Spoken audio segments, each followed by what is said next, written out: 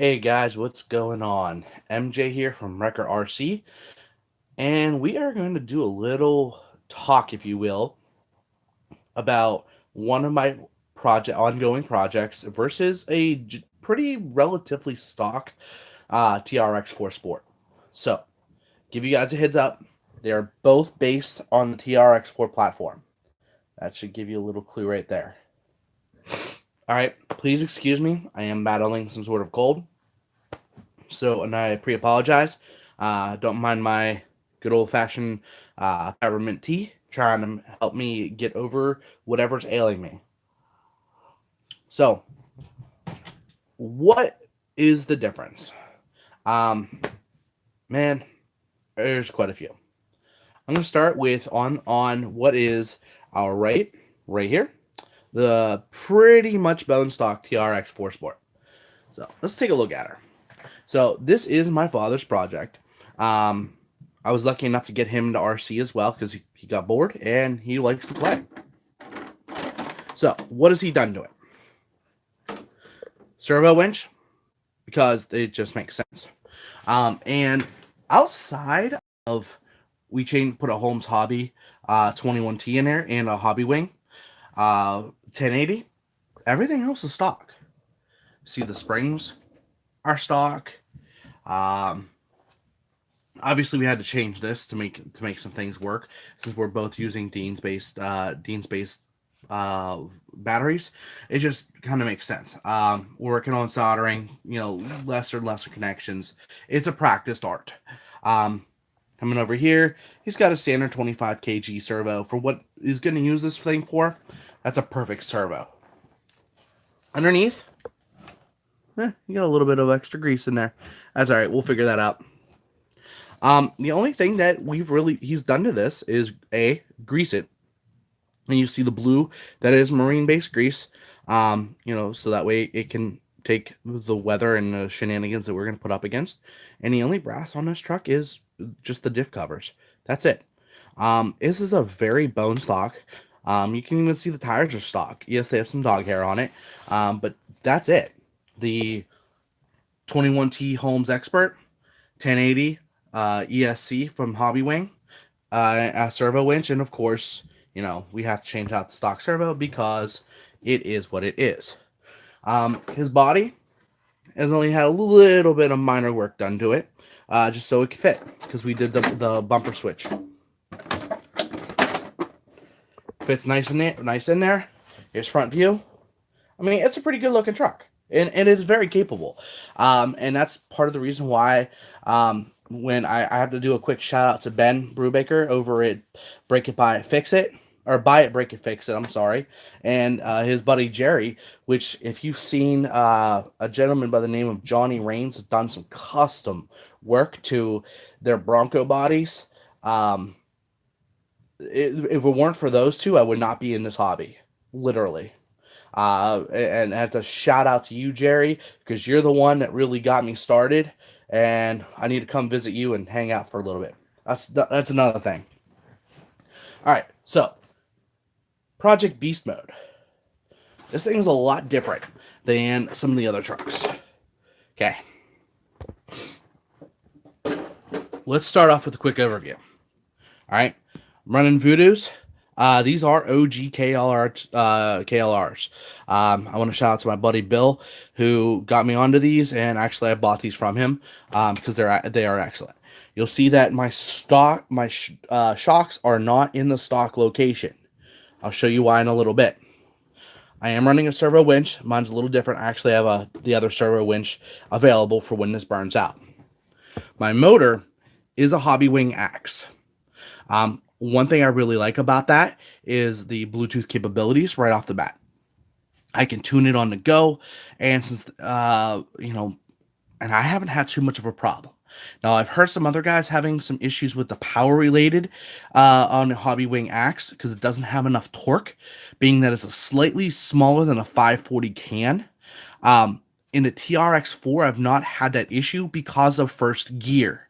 That is what is giving me my torque. No questions asked. Also, I'm running your standard BEC because that is what it is. And, if you see back here, you see that I've got some shocks also on an angle. Well, let's do a quick little comparison, right? I'm gonna come over to the front, stock sport, bone stock. Here's its flex, right? That's pretty solid for a bone stock truck out of the box. Okay. Now, Project Beast mode. Almost seems like flex for days, because it really is. What's given me that is these extra long springs in the rear. Now, if I go in the back, even then, I still got some serious flex available. That's probably going to be one of the biggest difference makers in this. The second biggest difference maker outside of the shock placement, which I did make these myself. That's why they're pretty rugged, if you will. I think that's a good word for it. Is this still, if you look here very carefully, it still has a 2-speed transmission. Wait a second. Sports don't have a 2-speed. That's because this was originally a Defender. And I got playing with it, and I spooled the fronts because, too many servos, too many issues, and yeah, I also underdrove the rears and overdriven the fronts, so I get a little extra. So some of what I lost with the open differential, I gained back with my gearing in the front versus the rear. Now, the downside is this will tear my rear tires up because they are moving slower than my fronts. The advantage is this thing can crawl. The thing can go up stuff. No questions asked. Let's take a quick look at my the axles. So, if you look very carefully, you will notice on this thing, the axles are all the chrome moly ones. They are the upgraded Traxxas ones. Obviously, I have the brass here, but that's the only brass on this truck. It is just the differentials. Everything else from the C-hubs and the inner portals are aluminum. The reason was I went for strength and not for weight. All said and done with a 3000 LiPo battery in this weighs 8 pounds 4 ounces. Without the LiPo battery, as it sits right now, it is 7 pounds 11 ounce. Versus the stock TRX4, which is about 6 pounds. So, realistically, where's this weight going to benefit me? Well, it's definitely going to benefit me in the crawling aspect.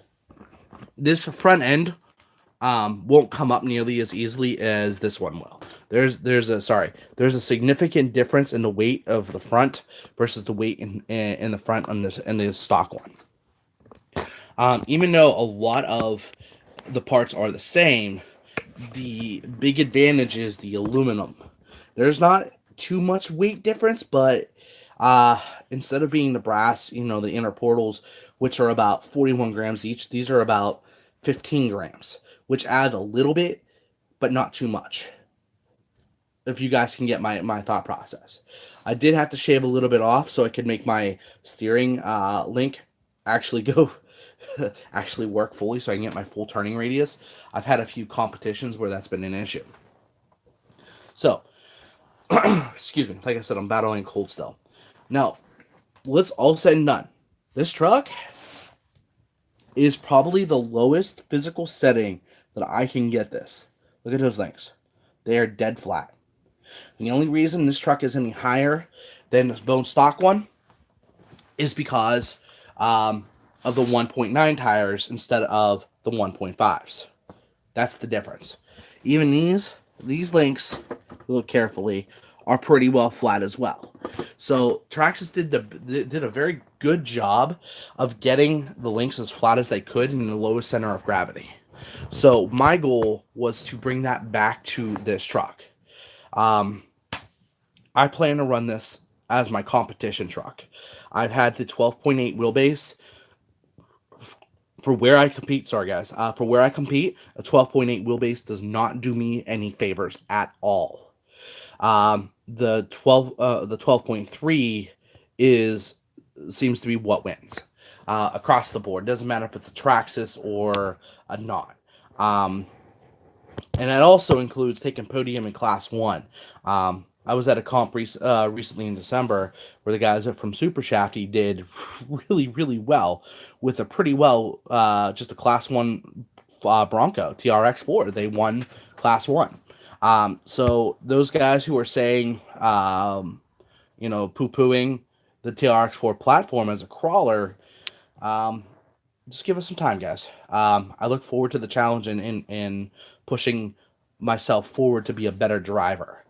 Also want to take a few moments and want to thank a couple guys. I already thank Ben Brubaker over Buy It, Break It, Fix It, and my buddy Jerry.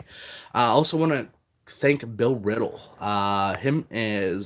And my buddy Nathan Snare have guided me, especially with electrical, man. Um, Without those, I would be dead on the water. Um, they both got into me to the good old fashioned reefs. I've not had a problem with this, and this truck has been a straight submarine.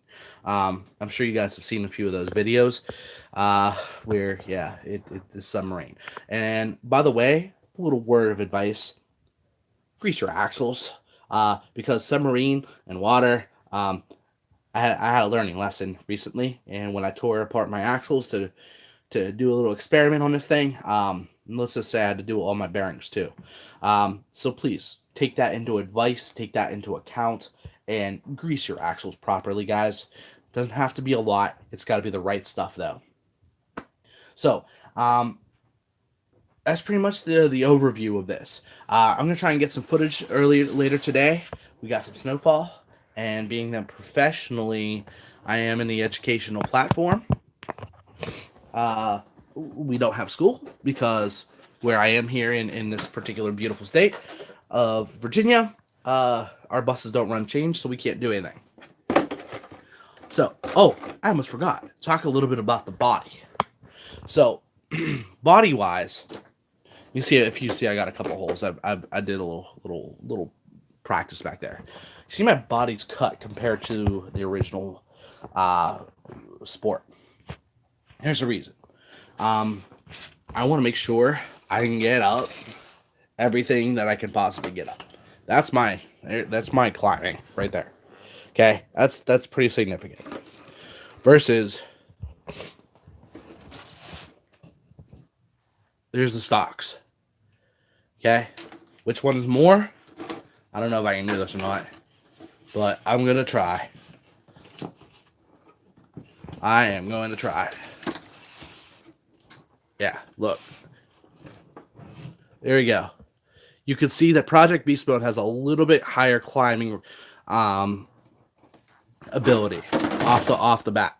So I definitely want to take that into account for every little piece. Like I said, this is a comp truck, and if you look at what I've done to it, it has no rock sliders, because honestly these are pretty decent. The front here is pretty well cut. I am going to put a bumper, but it's going to be literally just a little piece of plastic right here, or metal. I think I might do metal. That's beside the point. I'm also going to take the paint off right here, up inside the body here. See, I have it taped off. I'm going to use some carb cleaner to take off that paint. And finally, back here, this is where you can really see the change. I did it just to make sure that it looks decent against the rear. So here, let me just turn this up. There you go. See how it kind of looks decent? It looks more of a desert runner truck, trying to keep the body as slim as possible. So that's kind of the thought process.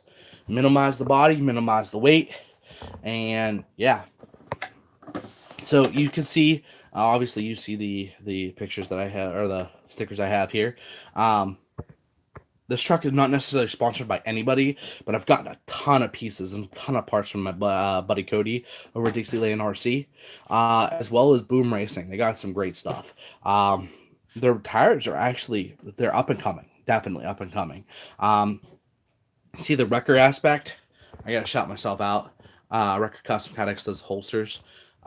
We do all kinds of crazy stuff, but that's beside the point.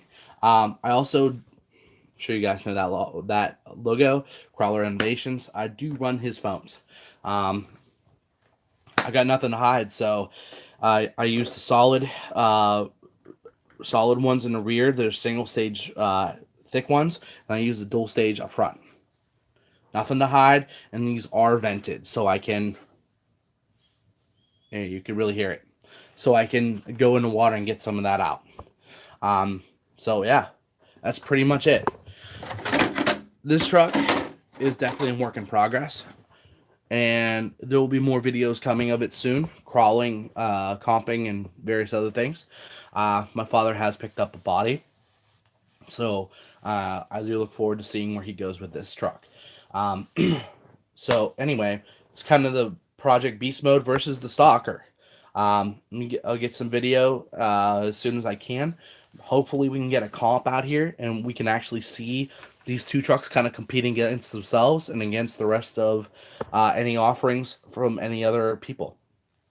So, all right, guys, thank you for watching. I look forward to hearing from you, hearing from your thoughts, discussion, and please make sure you subscribe and have a enjoy the weather. I hope it's snowing where you're at and it's not crazy, and enjoy life. All right, guys, thank you. Have a good one.